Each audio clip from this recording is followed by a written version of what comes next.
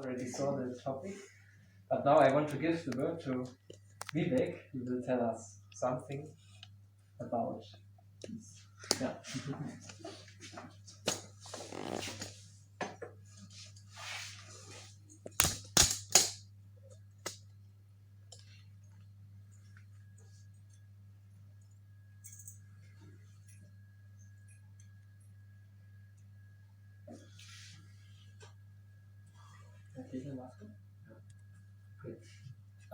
So,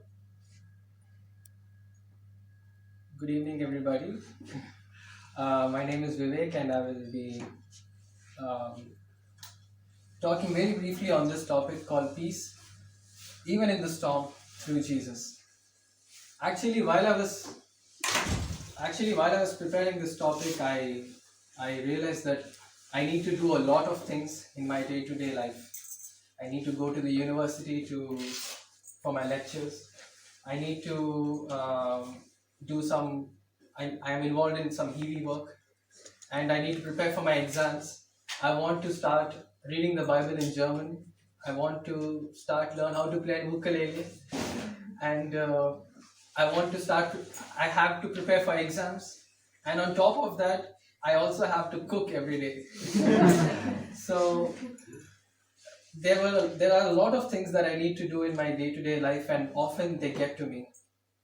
And when there are so many things that you need to do, you get flustered, you get you lose track of things, and you are often in you often make mistakes, and in that pressure you often say something that you're not supposed to say. You often do something that you're not supposed to do, and that guilt will always be there with you. And what happens because of that guilt is you are robbed of your peace. And this is what I want to talk about today. That guilt actually robs you of your peace. And how do we address this problem? And this is what I want to show to you through the Bible today. Firstly, what is peace? I hope you can see this. The Merriam-Webster dictionary defines peace as freedom from disquieting or oppressive thoughts or emotions. Well, that definition itself is scary to me, because I'm an overthinker. I overthink everything basically, and as soon as I wake up in the morning and open my eyes and put my feet on the ground, I will have 5 disquieting thoughts. So there goes the first definition.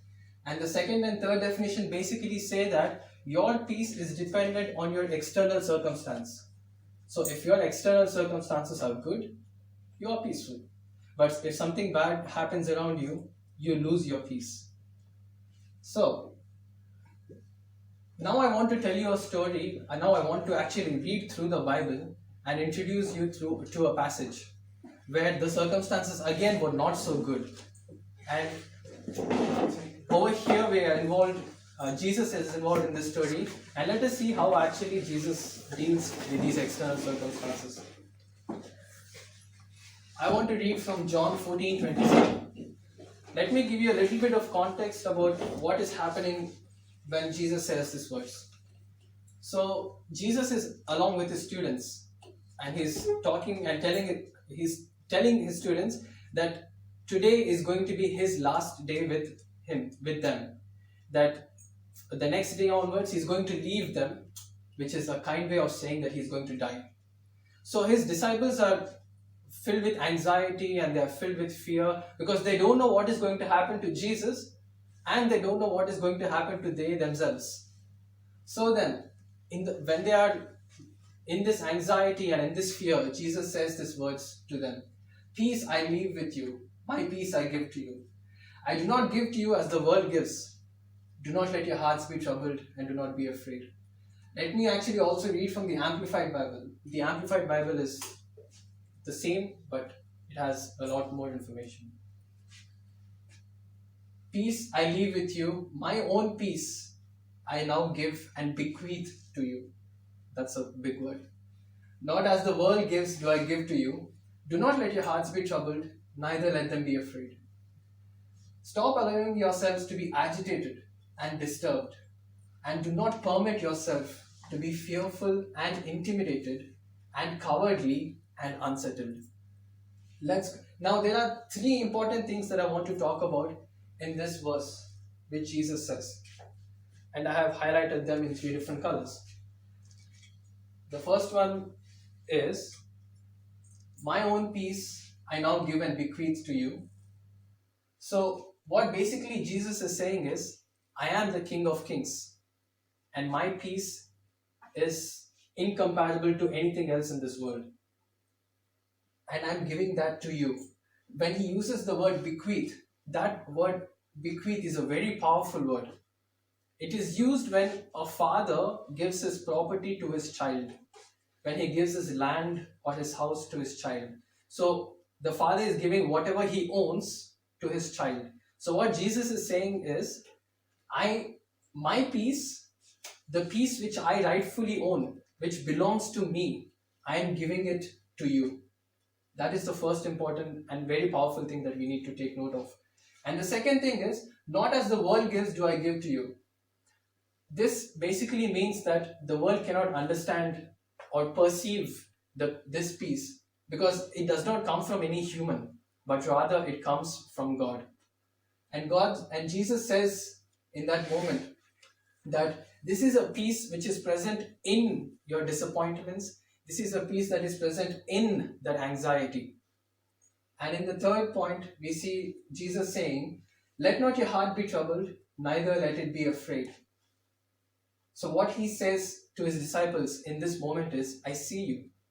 I see all your fears about what is going to happen tomorrow. I see that you are anxious. And I see your suffering and your pain around you. But yet, I don't want you to be troubled or be anxious. Now, you would be right to ask, well, how is that possible? If I am afraid, if I am anxious, how can I not be anxious? How can I not be afraid? How can I have peace in my heart?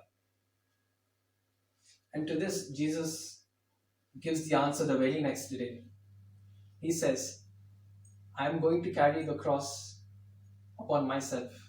I am going to take your sins upon myself, and I am going to die on the cross for you.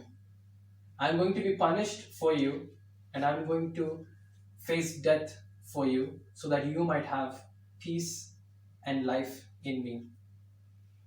So, if you believe in Jesus, and if you believe, when you believe in Jesus, and when you believe what he did on the cross for you, you will have that peace. This is what Jesus says. So, that is why I chose this topic. This topic is peace, even in the middle of the storm, through Jesus. Jesus doesn't say that things are going to automatically disappear. Your challenges or what happened in the past is not going to automatically disappear and magically everything is not going to be all right. But in the middle of all that, he says that his peace will be with you. And in the middle of all that, he says that you're going to be fine, you're going to have peace. And that is what I want to say through this topic.